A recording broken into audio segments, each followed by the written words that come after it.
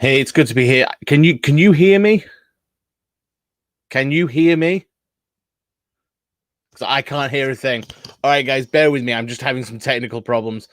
I'm going to jump out. I'm going to jump back in, and we're going to get on with this. Joe, I'm really, really sorry. It never works in the demonstration. So bear with me, guys, and I will be back.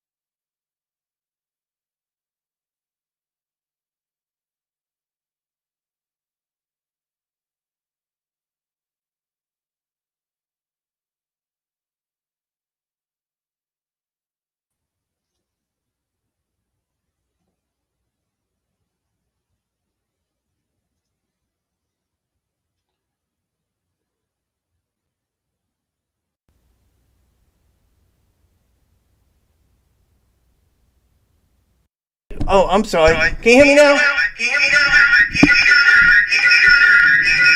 Okay. Whoa. You got some technical difficulties here. Okay.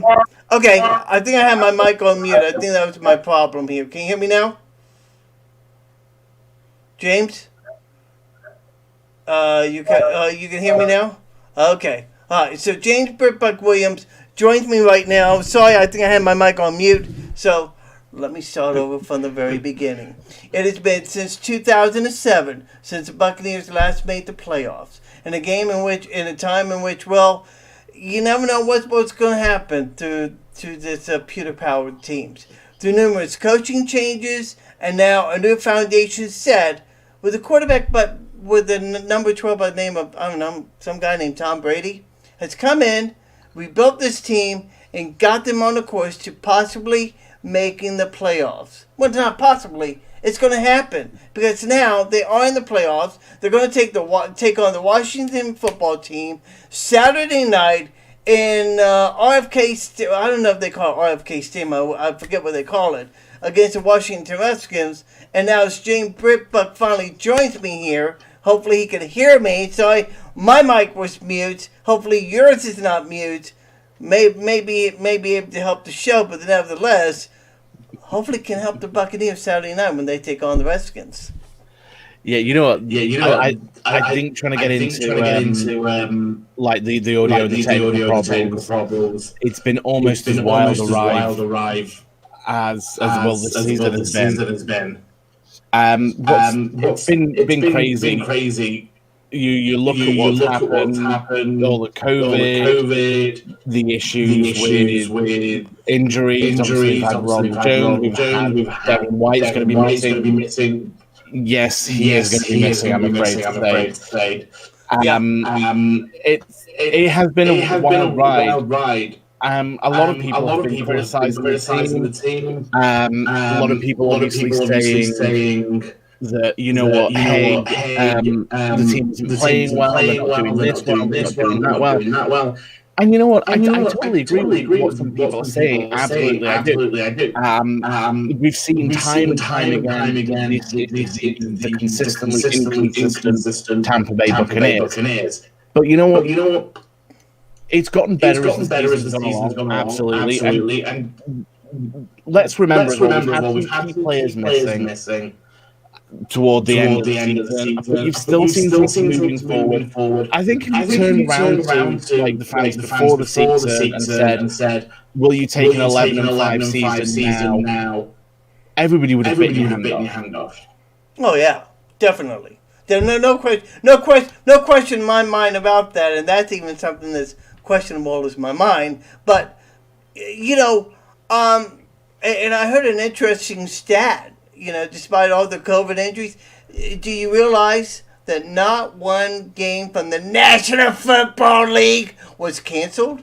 Do you realize that they played every game during the course of the season. And I think that goes back to the fine job that the NFL has done with all these COVID, despite COVID. Yeah, I think as well. You look at how the NFL has done as a whole. When you compare to certain other sports, there was issues with the like the NBA. There was issues with the NHL. Obviously, in the bubble, they had to stay in the bubble, and that was quite a strict bubble. You look at the Major League Baseball and everything that they went through with games being cancelled, postponed, and moved around, and I think it's shown that the NFL did their research. And I remember sitting down with friends. We were talking about this. We were doing shows about this as well over at Bucs Life Media, Set the Sales, obviously speaking with people from obviously like the Crew Life and places like that. And we were all saying that, you know what, you need to have a look at how these sports have sort of conducted themselves regarding COVID. What's worked, what hasn't worked. And I think the NFL has actually done a very, very good job and just said, you know what, to the players, you are adults and you have to be sort of responsible for your own actions. You have to be responsible for looking after yourself and your teammates. And I think a lot of players have responded very well to it. I think the testing has been great. You know what? It's always frustrating when players go on to that because of COVID reserve list. But, you know, it's there for a reason, and it stopped games being cancelled or being postponed.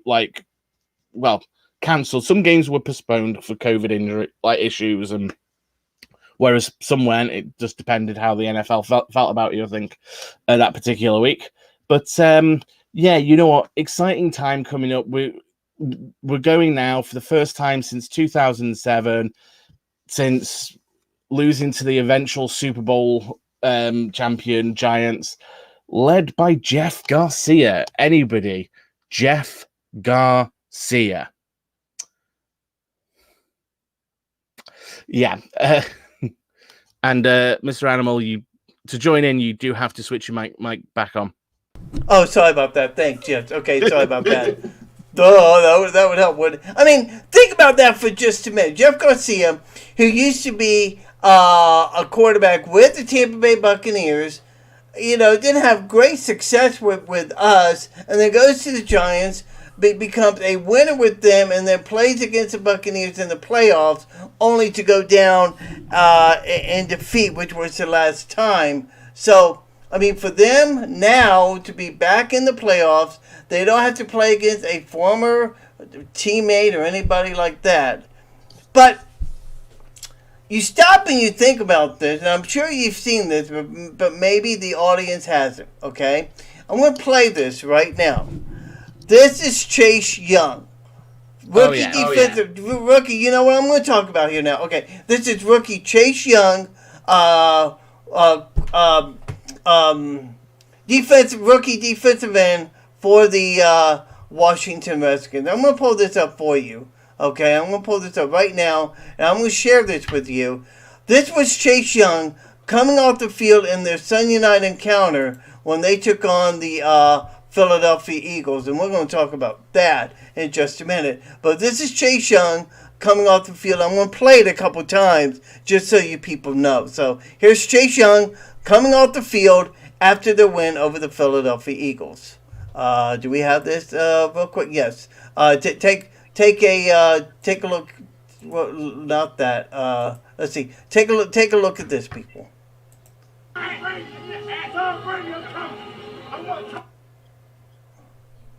Okay.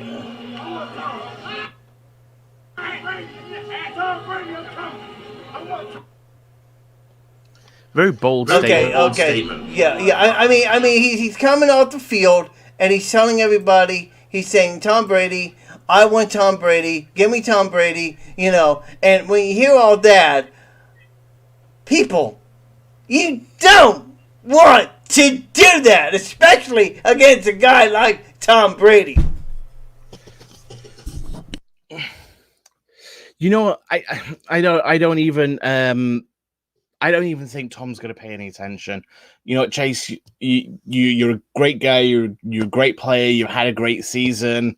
And you know, for a rookie, it's great that you've got that ambition to go up against one of the greatest players of all time, and that you really want. And I know a lot of people are saying, "Oh, well, that's bulletin board material," and "Oh, well, that's going to be pinned up on a notice board," and it's probably not. This guy is a rookie who is sampling his first sort of adventure through the NFL. But you don't do that, James. You don't take a quarterback like that and make the comments that you do. I mean, it's just ridiculous.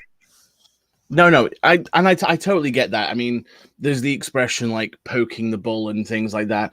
And you know what? Is it going to mean anything? As I say, I don't think that Chase Young is registering that high on Tom Brady's radar. I think he's going to come out. He's going to do his thing.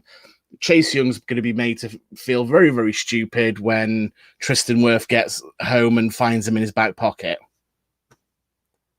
I'm going to tell you what, I think that is going to be such a fine matchup. If we have Chase Young battling against Tristan Wirth, two rookie players playing against each other in the playoffs, I think, I'll be honest with you, I think that's the story that we should be talking about here, because a guy like Tristan Wirth, who I think has only allowed, one, maybe two sacks on the year? I mean, for a rookie guy coming in, given the situation, a big fat donut.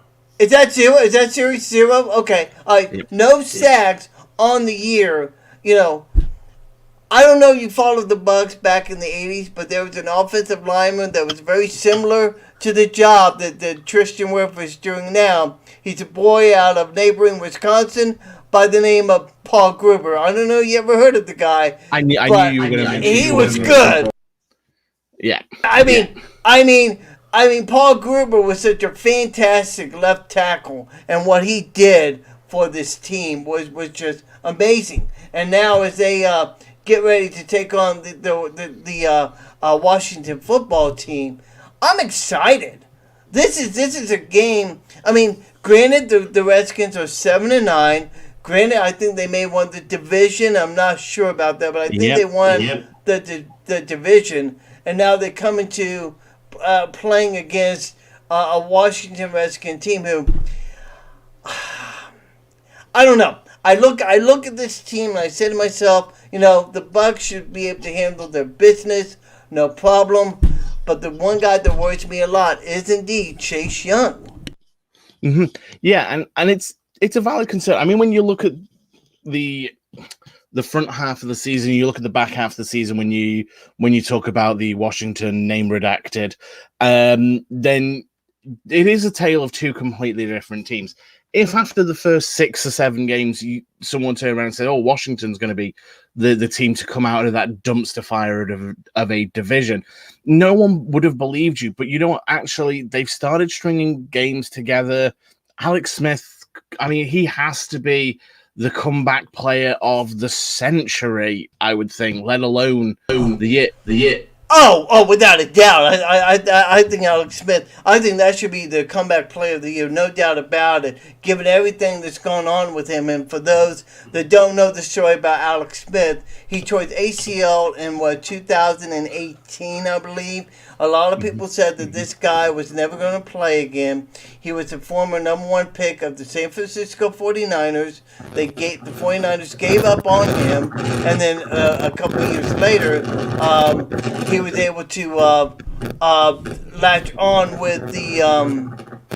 He went to Canada, and then he went from Canada to Washington. Oh, that's right. Yes, he was with the Kansas City Chiefs, and then they had another quarterback come on board. I don't know, some guy named Mahomes. I don't know.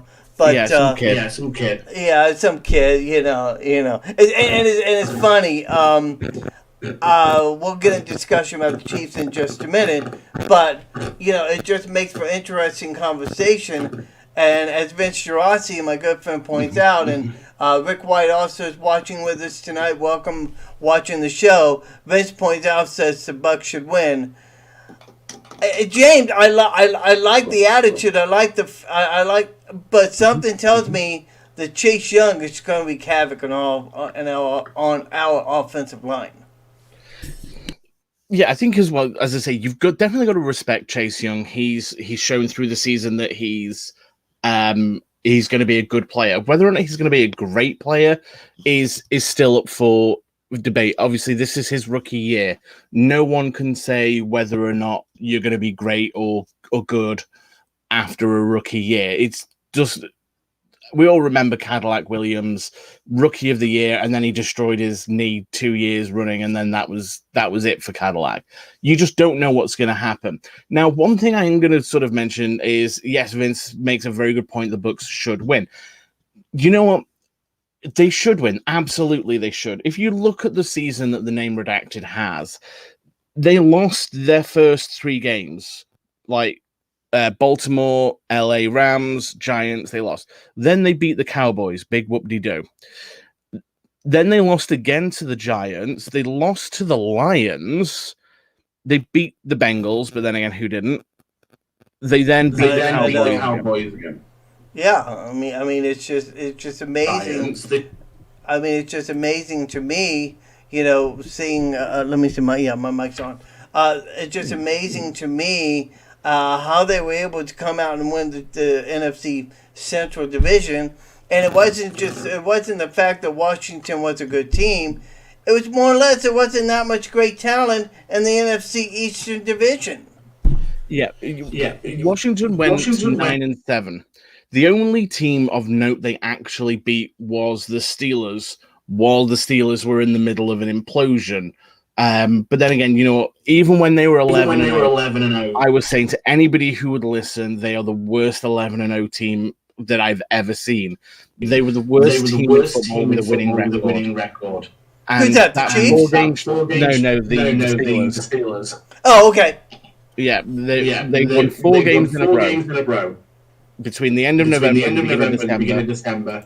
That is what actually won the division for them. They didn't win it. Everybody else lost it. So, yes, you know what? The name redacted are a terrible team right now. They are playing bad football. But that little winning streak that they went on actually did really, really well. Just going to bring up Vince's comment that you mentioned there. Might win a second playoff game because he's Brady. Yeah, absolutely. You have to sort of playoff Brady is a different animal to season Brady. We've seen it time and time again. Yeah, I think you're right about that. And by the way, if the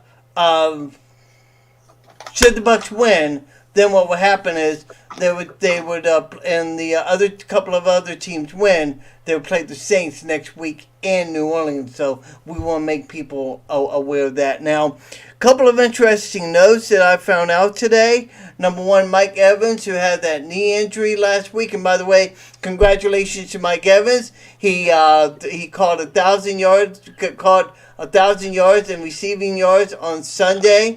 And as a matter of fact, the touchdown pass that he caught, what's that, 7 years in a row? He's done that, 7 what? years in a row, yeah.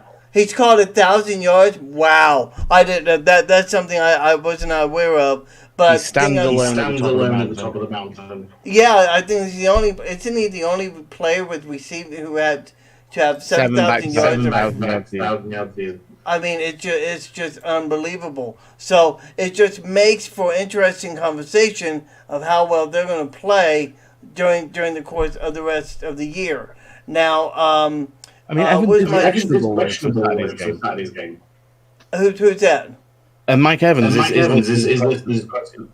Well, as a matter of fact, I'm fixing to pull up the injury. Let me pull up the injury report right now real quick and get the people an idea what is going on for Sunday. And as we take a look at that injury report right now, here's what we can tell you. Carlton Davis has a groin injury. Mike Evans has a knee injury. He's listed as questionable for the game. By the way, this is the final injury report as they get ready for Saturday. LaShawn McCoy, he didn't play. He's questionable. Ronald Jones has a finger injury. He's questionable. He's going to play. Jason Pierre-Paul, he's going to play. I don't doubt that. But the other big news that I found out a little while ago that I'll go ahead and confirm to you all right now is the fact that Shaq Barrett, he's off the COVID list, so he should be able to play on Saturday. So as I know you got to go here in just a minute here. Who do you like? Who do you like in the game? It's 100% Homer. But the Bucs are going to win this game, and I think they're going to be their typical Bucs self. And they're going to make us work for it. It's going to be a little bit of a cardiac episode this game Saturday night. But, as I said, we haven't seen what a playoff Tom Brady can do with those weapons around him. We know he's a completely different animal in the playoffs. We've seen what he can be like during the season when it's do or die. And more often than not, he is clutch. So, yeah, I like the Bucs to win this game. Interesting thing, actually, just before I go, something just to leave all your viewers and listeners with. If all the away teams in the NFC win this weekend, the Buccaneers will host the LA Rams again, whilst the Chicago Bears travel to Lambeau to take on the Green Bay Packers. I could take with that. I could take that. You're on mute again.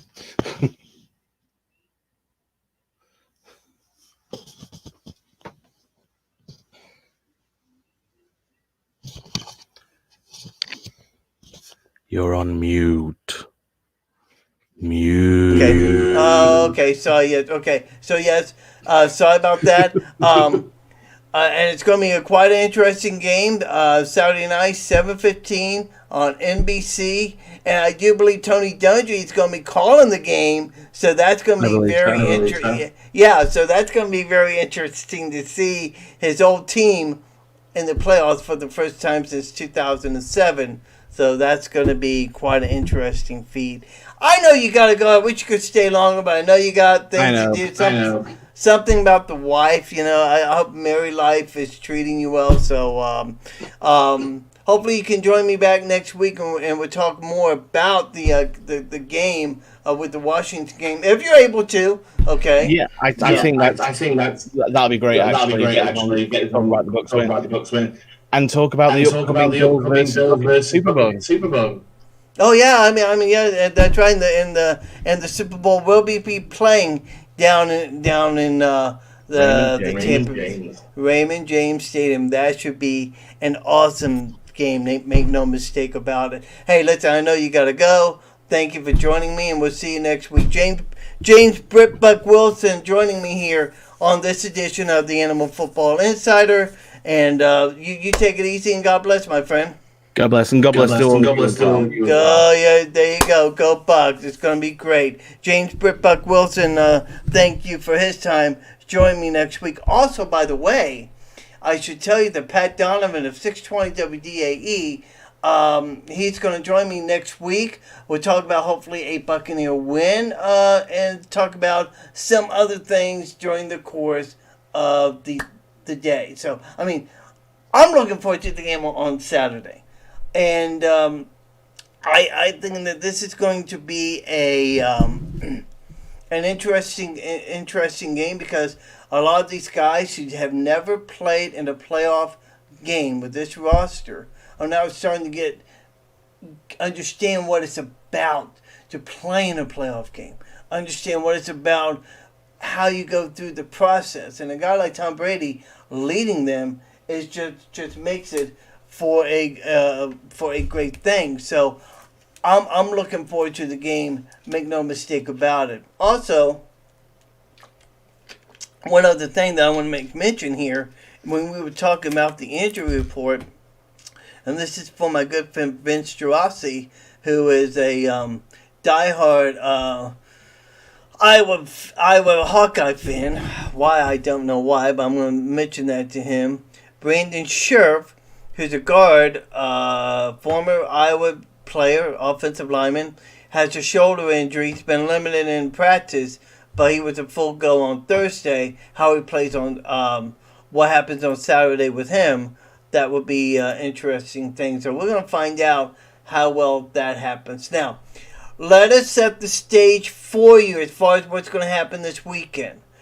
It's going to begin on Saturday, and we're going to have the Colts taking on the Indianapolis. Will be at Buffalo. That's a 12:05 Central Time, 1:05 Eastern Time. That'll be on CBS. Fox will have the 4:40 game Eastern Time, 3:40 Central. The LA Rams against the Seattle Seahawks. Should be worth noting that my good friend Vince. Well, no, he's a Charger fan. And by the way, Chargers fired Anthony Lynn this past week, so they're looking for a new head coach. And on Saturday night, it's going to be the Buccaneers against Washington football team. Sunday at 1 o'clock, it's going to be Ravens and the Titans on ESPN. On CBS, it will be the Bears at the Saints. You know, by the way, speaking of the game on CBS, Nickelodeon is also going to be televising that game as well. And 7:15 night game, it's going to have the Browns versus the Steelers. So that's going to be an interesting game. By the way, for those that are wondering, the Chiefs have a bye, and so does the Seattle Seahawks. They have a bye as well. So that's going to be interesting as we get ready for Wild Card Weekend coming up. But I am just stoked and excited about what's happening with the games this weekend. So should be very interesting to see what happens here. Why does my computer do this? I have no idea why my computer wants to do this. Hang on just a minute here. See, my buddy's going to be joining me here in just a few minutes. Graham Hall, who's reporting Gainesville. He's joined us several times. Talked to us a little bit about the Florida Gators and what's going on with them, because there's been some things that have been going on during the course of the week. And so, my good friend Colin, who lives in Iowa, he's watching. Thank you, Colin. Replies, "We want Chad. We want Chad." I have no idea. Who he's talking about. But Vince says Brian DeBoli for Chargers coach. I think DeBoli works. Isn't Brian DeBoli? Isn't he with the Clemson Tigers? Let me see, because that name surely rings a bell to me. By the way, you're Shirley the Animal coming at you on this edition of the Animal Football Insider. Let's see here. Brian DeBoli. I've heard that name before. That's what's interesting about live sports podcasts. You know, you never know what to expect. D-A-I, no, I. There we go. No, I had that a moment ago. There we go. Brian DeBoli. He works with he's with the Buffalo Bills. So, as a matter of fact, he's an offensive coordinator with the Buffalo Bills, and he right now, from what I understand, man. Okay, well, hang on a second here. All right, so DeBoli is offensive coordinator for the Buffalo Bills. And how about those Buffalo Bills? Let me see what's going on here. Okay, so okay, all right. Let me start over again with the playoff picture. The Colts are going to be at Buffalo. Rams will be at Seattle. And the Bucs will be at Washington. On Sunday, Ravens will be at the Titans. Bears will be at New Orleans. And Cleveland is at Pittsburgh. The teams that are off this week, again, it's going to be Kansas City and the AFC. NFC is going to be the Green Bay Packers. Why didn't I say that? I have no idea. Okay? It's the mind, people. Okay? Terrible thing to waste. You know what I'm saying? So, Gerasi, thank you very much for clearing that up for me. Where would I be with Vince without Vince? You know, what a ball player. So that's the way things are going to be set up over in the AFC and the NFC, respectively. So it should be interesting to see how these games go down. Again, I like Tampa. I like, not just because I'm a diehard Buccaneer fan. I like the way they play. I like what they've done, bringing Tom Brady onto the scene and helping them to learn how to become a playoff team. And I think that's what the purpose of, we're bringing Bruce Arians, bringing Tom Brady. I think that's what the purpose has been all along, by bringing these two guys on board. So that's what's going to happen there. Okay. Now, let's get into the other discussion of the day, and that is college football. As you all know by now, it is down to Alabama versus Ohio State national championship game on Monday night. ABC, ESPN will have the coverage. Actually, ESPN has a big contingency full of different channels with different ways to watch the game. Watch the game with stats. They would have coaches analyzing the game, every single play. It is so cool. However, with COVID this year, they weren't able to do that. But I'm wondering how they're going to do the national championship game on Monday night. That should be very interesting. However, the Ohio State Buckeyes, from what I understand, have had some COVID issues. So now the game may be in jeopardy, and they may not even play the game on Monday night. We'll bring you up to speed on that as the weekend comes along. My good friend Graham Hall, the Gainesville Sun, he'll be with us in just a minute. He'll have the latest update on that, plus other Gator news that's going on in the process. Speaking of the Florida Gators, they have been coming under a lot of, I don't want to say scrutiny, but over the past few days, it has been crazy like you wouldn't believe. Okay? And let us explain, and let's bring you up to speed on what's going on. During the last part of the week, the Gators announced that they were firing 2 coaches from the Gators football team, Torian Gray. The other one, I have to look that up here in just a minute here. Let's see. Okay, hang on just a minute here. Let's see. Alright, let's see here. Alright, let's see what I got here. Secondary coaches, Torian Gray and Ron English, who defensive coaches in the secondary, they were relieved of their duties last Wednesday. Now, when the word came down about that was like a day or two after the Orange Bowl debacle in which Florida just got shellacked in that game. And we talked about it last week, and Graham Hall, coming on a little bit later on, hopefully will,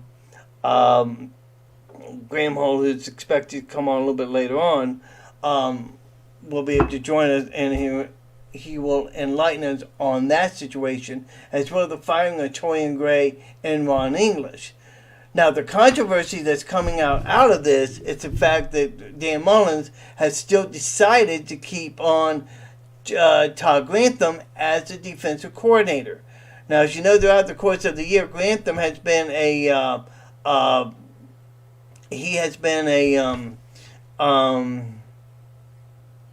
been criticized quite a bit for the way this team has been playing during the course of the year, and because of that, it's led to some things about the future of Florida Gator football and the need for them to go ahead and fire Todd Grantham.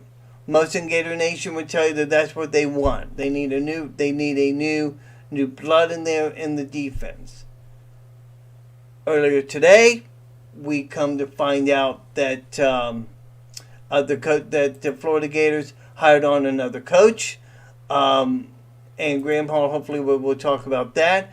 But there was also the possibility of the Florida Gators bringing in another coach who used to work with the Florida Gators.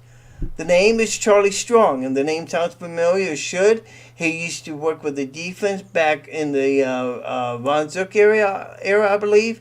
And was very influential in bringing on recruits. A lot of people rate Charlie Strong as one of the best recruits in college football, especially in the South.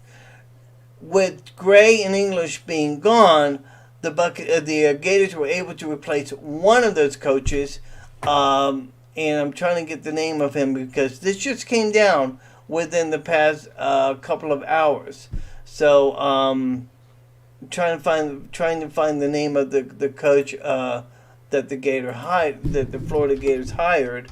Let me get that for you here in just a second here. Let's see here. Let's see. Wesley McGriff, who's going to be a defensive assistant. He has deep SEC roots. Spent 4 years with the Miami Hurricanes, and they say he's a very, very good recruiter in the state of Florida, which is something that the Gators really need, and they're going to get back to playing some good football here down the road. Now, there's no question that what happened with the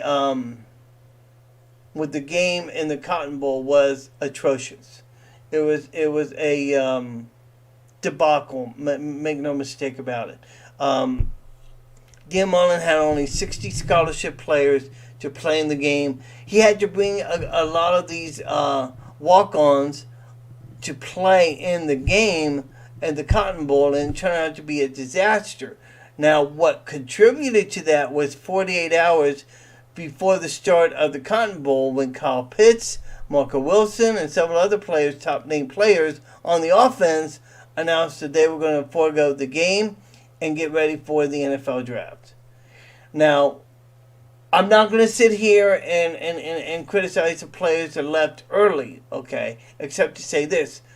If you're going to leave right away. Don't leave 48 hours before the start of a playoff game. I know what they're trying to do. They don't want to play. They want to, they don't want to hurt their draft status. I get all that. I understand that. But don't leave your team, your college team in a lurch 48 hours before game time. And this has become the biggest controversy with everything that has happened during the course of the year. Not the course of the year, within the past week. So, the Gators just had a horrible outing. Kyle Trask played a horrible game. Ended up finishing 4th in the Heisman Trophy. By the way, Devontae Smith of Alabama, he won the Heisman Trophy. And now, Kyle Trask came in 4th. A lot of people felt like that Trask should come in 2nd. I don't think so. My opinion, I think that it was just about right where he came in. So, all in all, a great season for Kyle Trask. And Trask on the other day announced that he was going to be leaving the University of Florida and move on to enter the NFL draft, which wasn't totally shocked by. I mean, I knew that Trask was going to leave. I was just having this little bit of hope that maybe he was going to stay behind for another year. But, good luck to Kyle. Wish him nothing but the best. And Gator Nation is going to miss him. Make no mistake about it. Now, tonight, the award show that ESPN has, it was done tonight, and a lot of awards were handed out. Kyle Pitts won the John Mackey Award. Jim Thorpe Award went to Trevor Morick of TCU. The Maxwell Award, let's see here, was won by Devontae Smith. Let's see, he won his 3rd award of the night, as he also won the Walter Camp Player of the Year Award. And let's see here, and the Biletnikoff Award, he won that as well. Landon Dickerson, the offensive lineman for Alabama, he won the, if I can find it here, I just saw it here a moment ago. What's wrong with me? Let's see here, let's see here, Outland Trophy. No, Alex Leatherwood of Alabama. He won the Outland Trophy. But I thought I saw when Landon Dickerson won an award too. Dickerson, he won the Remington Award to the best center in college football. This is a pretty big kid, and he suffered a brutal injury in the SEC championship game and wasn't able to come back and play. So that made for a lot of problems for him down the stretch. And it's still Alabama won the game. But Dickerson's loss, I think, may hurt them Monday night when they play against Ohio State. And speaking of Ohio State, what a game they had! What a game they played against Clemson. I was just shocked by the way they played. I really thought that Clemson was going to hand it to them. Let's see here. I really thought that they were going to give them a better game than what they did. And by the way, Trevor Lawrence also announced that he was leaving. And let's see here. I'll try and get the score of the game, but unable to. But I mean, I really thought that Clemson was going to give them a better game, but it didn't turn out to be that way. So now it's going to be Alabama versus Ohio State Monday night on ESPN. 8 o'clock, I believe, it's going to be the kickoff time, or 8:25, somewhere in that neighborhood. And hopefully we get a good game between these two teams, because I really want to see somebody beat Alabama. So while we're sitting here waiting on Graham Hall, let's see here. Okay.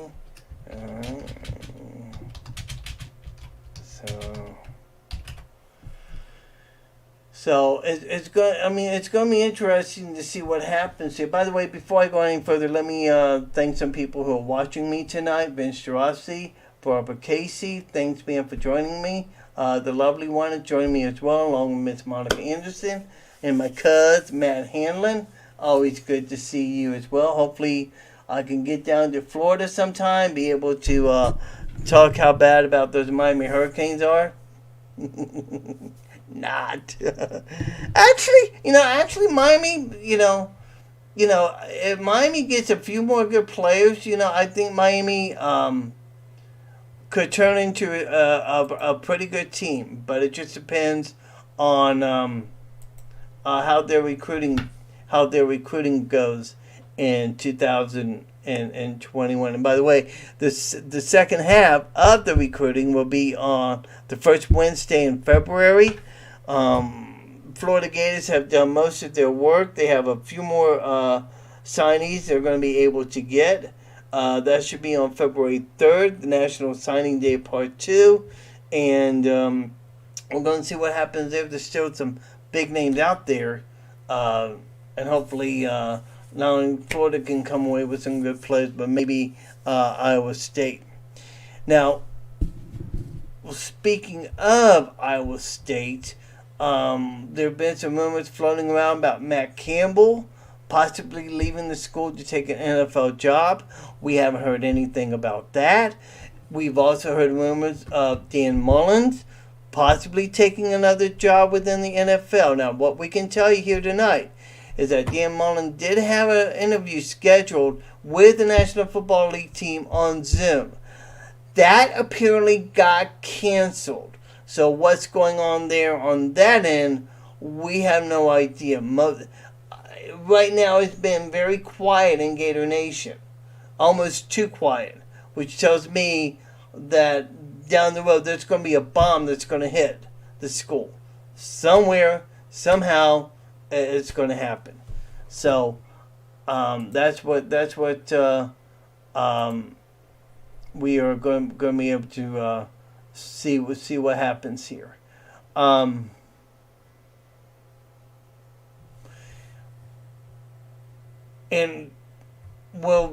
of course everybody is obviously have their minds on other things besides sports. We understand that, and I'm going to make a few comments on that here in just a couple of minutes if Graham doesn't join me. In fact, let me go and get it over with right now because there's been a lot of I've been commenting on this through Facebook about certain things about the events that transpired yesterday in DC. I'm just going to take a moment and just comment on this here for just a minute. I'm always for free speech. I'm always for people for protesting. I do not have a problem with people protesting. But whether it be Black Lives Matter or whether it be these Proud Boys, whoever they are, when you start inciting violence, when you start doing the things that you're doing, it is not acceptable in no way, shape, or form, because in a lot of ways it defeats the purpose that you're trying to obtain. Okay? Plain and simple. And I'm just going to say this for the record, and I don't care who it is. If you're going to protest, please do it peacefully. Please do it in a way that people can respect you. You don't have to go out and tear up cars, writing on walls, break windows, and things like that. I understand people's frustrations. I get it. But there are better ways to do that than what you're doing. And I just want that to come out plain and simple. And I just want that to be said here, right now. So, still waiting for Graham Hall to come on board. By the way, I would tell you that Kyle Trask is going to be taking part in the Senior Bowl. I think Kyle Pitts is also going to be taking part in the Senior Bowl. So I think that's going to be interesting here. I got to do this real quick. I have got to do this real quick. Alright, so, no, not me. Okay. Let's see here. I got to do this right here. Okay. So let me do this right here. Alright, I'm sending a picture to my bride here. My beautiful, bodacious bride. Let me do that here. And, okay. There we go. Okay, so she's going to get that in just a minute here. While we're waiting on Graham Hall, send him a note, see if he's going to join me here, and I apologize. I really thought that Graham Hall was going to be on board to talk about the events that have transpired. But one of the things that really confused me, and I think confused a lot of people, about the firing of Gray in English was that why wasn't Todd Grantham fired? I mean, Todd Grantham is responsible for this defense. He's responsible for the way this defense is played during the course of the year. And it bogs my mind to no end as to why he keeps Todd Grantham. And it'll end up being the death of him if he keeps Todd Grantham on staff. Now, if in fact Charlie Strong does come on board with this Gator football team, Strong is not going to take anything less than a defensive coordinator position. So if that happens, do not be surprised if we see the possibility of Grantham leaving and going to another school. Now, there was a lot of talk that Grantham was going to go to West Virginia to take on the head coaching job, but that talk simmered down over the course of the last few days. Now, where that stands right now, I have no idea, but all signs point to Todd Grantham coming back for another year. All signs are pointing of Charlie Strong possibly coming on with the Florida Gators. Now, as I said before, Graham Hall is supposed to join me here in just a couple of minutes, and hopefully he can shed some light on what's going on with the situation. Len Hurst Davis also joins me as well. Hi, Len. Good to see you all. I hope you guys are staying safe down there in the great sunshine state of Florida. Go Gators. Woohoo! Always great to be a Florida Gator. Okay, so That's what's going on there. Now, I tell you what, while I'm hanging out here waiting for Graham to come, let me check out a couple of things real quick, because we always want to get the latest on what's going on with sports. Pro Football Talk is... oh, by the way, there has been some rumors about the Browns possibly getting... having some COVID spread within the organization. I can tell you that they shut down the facility today. So the league says that they will not reschedule the game as of right now. This is courtesy of ProFootballTalk.com. This is interesting. Baker Mayfield said to the media conference call this week that he is yet to throw a football. So that's interesting. About that. Oh my God. Seriously? I am near the end of my show. A show that I think for the most part has been successful. And you want to come after me with that? Are you freaking kidding me?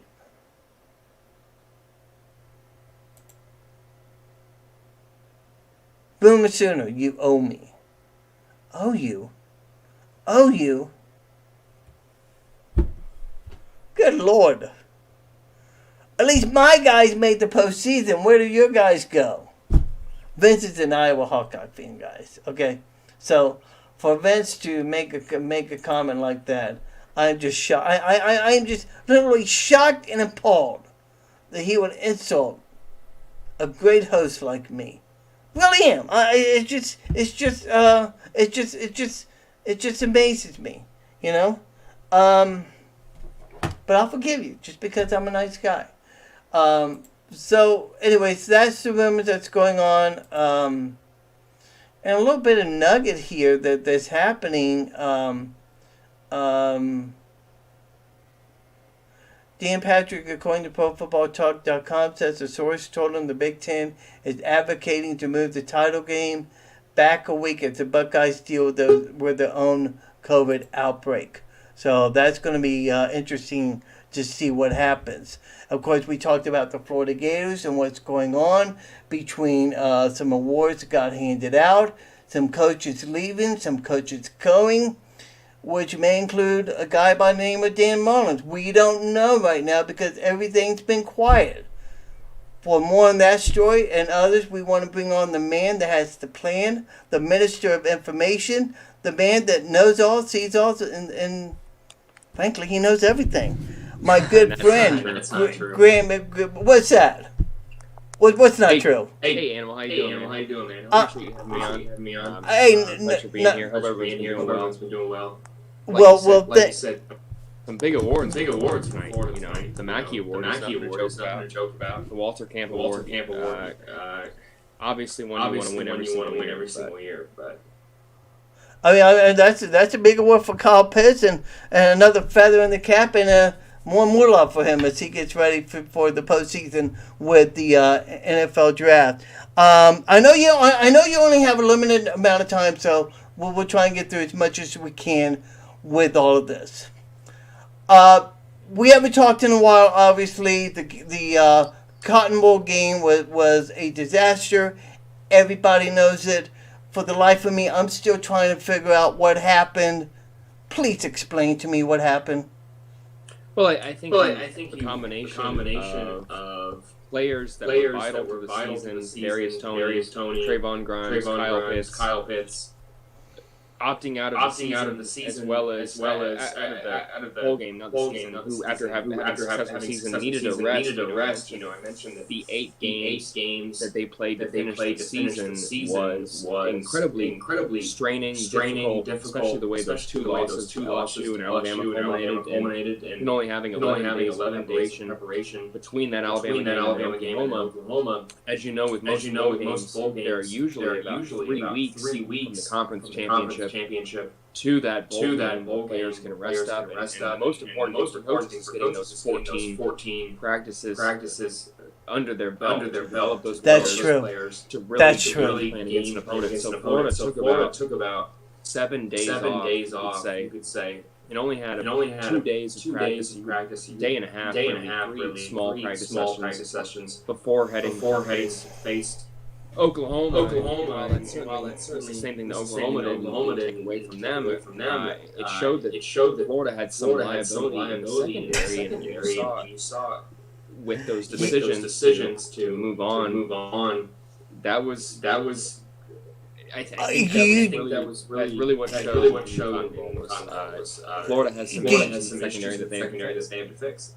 Do you think that was the issue that caused English and Gray to lose their jobs? That game alone for causing them to lose their jobs, or was it from an overall standpoint throughout the course of the year? I think it was just a fit issue.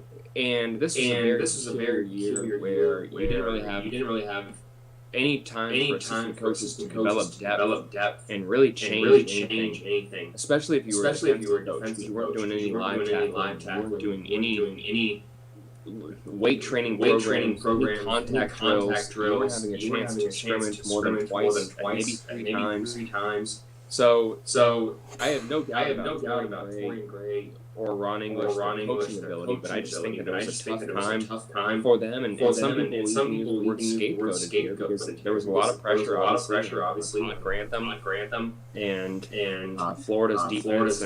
When he's the sixth highest paid assistant coach in all of college football, normally, the Bucs going to stop there rather than assistant coaches who are making less than $500 million. So I did find it kind of surprising that they, in a sense, pinned all the issues on the secondary coaches, but I certainly think that there are some issues that have to be corrected, even if I wouldn't necessarily tie them to the coaches myself. But we will know more in the next year if that was the right decision when Florida has a hopefully a full spring practice. We'll see if this year does allow it, and a regular off season, a regular fall camp where these mandates are set ahead of time, ramping up the experience this year, where you really couldn't get some consistent development.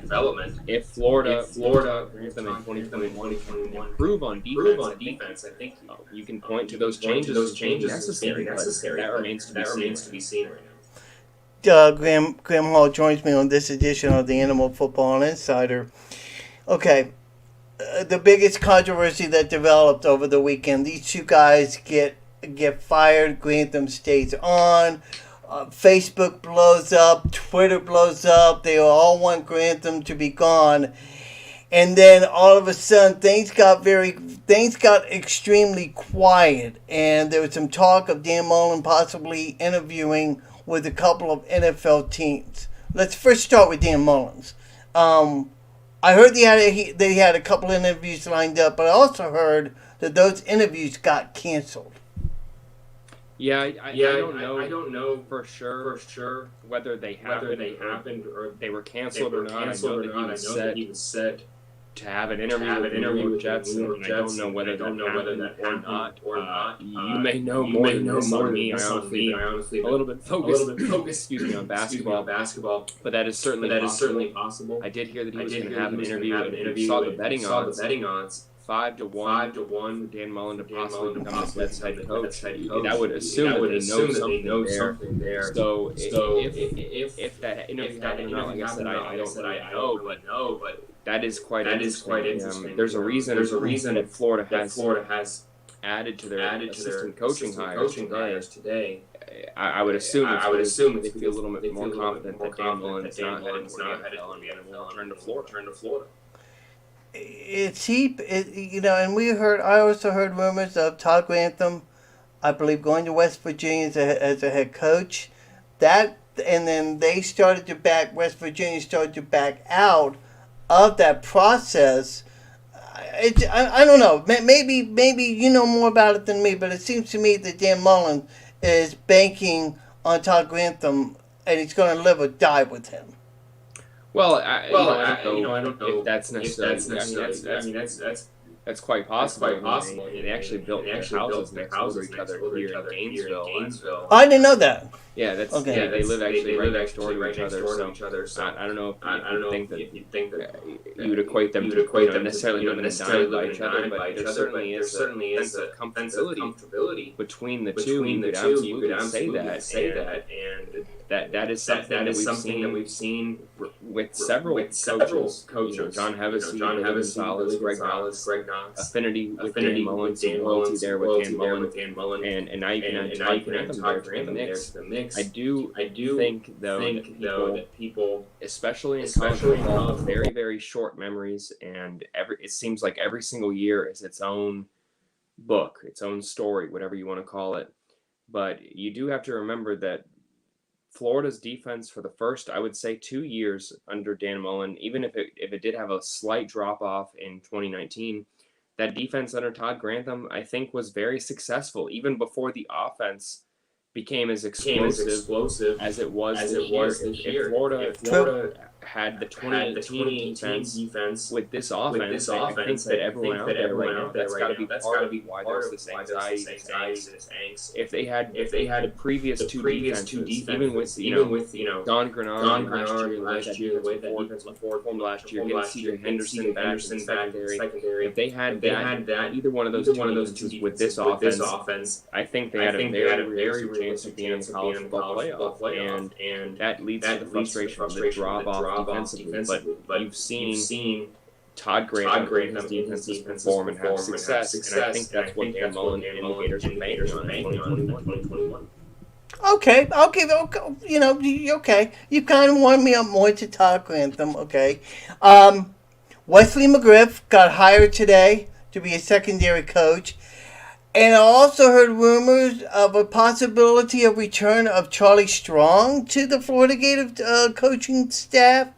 Have you heard anything on this? And what is your opinion of it? Charlie Strong is a name that people are going to throw around for a long time, and I certainly think he's a very qualified coach. That's certainly maybe possible, but I think that Ash, the defensive backs coach, former Rutgers head coach, is a far that's where I'm from. Yeah, I've been trying Chris Ash, and I saw reports about this, and that I couldn't grasp my head around the name until you just said the Rutgers head coach. Sure, yeah, okay. Sure. Yeah, okay. All right. Yeah, I think that's another name. That's another name right up there with Charlie Strong. That everyone else has mentioned. I think he'd be an ideal fit. As for McGriff, very qualified coach as well. Ties to Ole Miss, Auburn. He's landed on the recruiting trail. Absolutely someone you'd want in your program. So I think that's absolutely a name to watch out for as well. And I've heard that Florida hopes to get these hirings finalized officially 100% by Monday or Tuesday at the latest next week. So I would expect by the next 4 days here, by January 11th, 12th, that you would have final decisions made, because they're going to be having a final month of recruiting to get under their belt and positions finalized and back in the fold. Yeah. It's going to be really important for Dan Mullen and for Florida's administration. They're going to want to have some either way assistants and their head coach when it comes to hitting the recruiting trail for the final month, even though it's already done virtually. Speaking of recruiting, the Gators got somebody out of the transfer portal. He's now going to the University of Florida, and what I understand, he's a pretty nice grab for the Gators. Yeah, the Penn State defensive tackle and Antonio Shelton. I think it's a very good grab for Florida. Very similar to Adam Schuler a couple years ago. Florida plugging in there at defensive tackle, a guy with some experience. Just 1 year of eligibility, I believe. I gotta check that again. For Shelton. So we'll see right there. But Florida, the other bigger need for them is to start developing some of these defensive tackles, especially some that couldn't play much this season. Unfortunately, Jalen Humphreys was out for the year with undisclosed medical condition. Lamar Goods, a guy that they want to get back in the fold as well, as Jalen Lee. So certainly this is a thing where Florida realizes they have a lack of depth, especially losing Kyrie Campbell next year, TJ Slayton, Zach Carter, luckily for Florida, but a lot of guys back on the defensive line, but a lot of also talent leaving. So Florida hit the transfer portal once again to make it happen. Well, you mentioned about Sheldon. He has only one. You said he only has 1 year available, but with the with COVID and everything, they granted them an extra year of eligibility. We'll have to see if they do rule it as a second year. Okay. Being a grad transfer, I believe 2017 has already been on campus for 4 years, so I think either way he would just have 1 year. But I would have to go back and check that, unfortunately. You must be pretty impressed that I caught that during the course of those comments. So absolutely. That's how it goes. Dan Mullen tweeted out today that he's ready for the new enrollees to come in. It sounds like to me that they're getting ready for the off season here very shortly. When does that begin, or has he said anything about that yet? So this weekend will be when the early enrollees begin arriving on campus. For the spring semester to start next week. That's something you'll see here in the near future coming up here, and we'll officially know when all the early enrollees arrive throughout the week, which ones Florida will add to their spring training program. And then of course you got the quarterback now that Kyle Trask has announced that he's leaving. They made it official now with great video that he has. Now it's between Emory Jones and Anthony Richardson. Do you have an early favorite that you like, or is it something that's going to be a long process? Yeah, I think if we get a normal spring here, that'll be very beneficial for both quarterbacks. I think that Emory Jones is obviously the favorite to win the job. He's got 14-1 Heisman odds here right now. So I think that he is ready for Florida to tool the offense around him, and I think that he has a chance. But as you know, with all Dan Mullen offenses, he's going to use both quarterbacks, even if it's wide. So that is something that I'm looking forward to, and hopefully, with the other spring enrollees that they're going to add a quarterback, they'll have a chance to get Jalen Kitna and Carlos Del Rio Wilson in the fold here in spring as well. Awesome. Anything that real quickly about basketball? It was very nice to see Keontae. I forget the kid's last name. You want. Yep. Yeah, the kid who fell flat on his face at Florida State a couple weeks ago. He's out for the year, but I guess the basketball team has made him an honorary coach. Is that what they're doing with him this year? Yeah, he's helping scout and stay around the team as well. And he actually traveled to the Alabama game this past weekend. He'll be on the sidelines helping with assignments and throughout the season. Florida takes on Kentucky at home at 5 p.m. on Saturday, so he'll be there as well for that.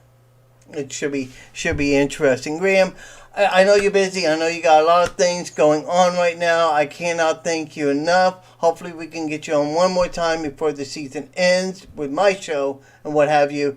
But thank you so much for coming on with me. I appreciate that. Before you go, anything happening with you that you want to plug? Just got a new podcast up on Sports.com with Zach. We spoke with Cornelius Ingram, the Hawthorne coach, who was named the Gainesville Sun Coach of the Year for leading Hawthorne to the state championship game. That's up on Gator Sports. And tomorrow, the number one ranked Florida gymnastics team opens the season on the road at Auburn. So I'll be covering that throughout the year as well. The next 8 weeks. So looking forward to that. That'll be Hey Joe, it's my pleasure doing. Hope everyone stays healthy out there. Have you ever covered gymnastics before? Oh yeah. Oh, okay. All right. Oh, cool. It's tremendous. Graham, thank you so much. And any Gator news you hear, please kind of plug it my way so I can plug it to my people here. Sure, so, you got it. Y'all got it. Thank you, Graham, very much. Graham Hall, the Minister of Information for the Gainesville Sun.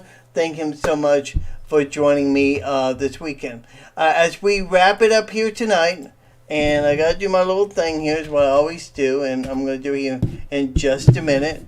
Very interesting to note, with those comments that Graham talked about a moment ago. The fact that he thinks that maybe Chris Ash may be coming on board and not Charlie Strong. Me personally, I would love to have Charlie Strong come on this organization. He's done such a great job with this team, and great recruiter. One of the best recruiters in the state of Florida, if not for the South. So, he just does an outstanding job recruiting wise, and he's a very good coach. Make no mistake about it. So, here's what we're going to do here. So we're going to wrap it up. We're going to wrap it up here tonight. I want to thank you all for joining me on this edition of Animal Football Insider. We're going to be back next Thursday. Hopefully we can talk about a Buccaneer victory. Pat Donovan of 620 WDAE, he's expected to join me as well. We're going to have a great time. As we close it out, there's no better way to do it than dripping in orange and blue. You all have a safe weekend. Bucs. Let's see here. Bucs and Washington, Saturday night, 7:15. And you want to be sure to watch it. Thank you all for joining me. You all have a great one. As I always like to say, go Gators. Have a good one, people.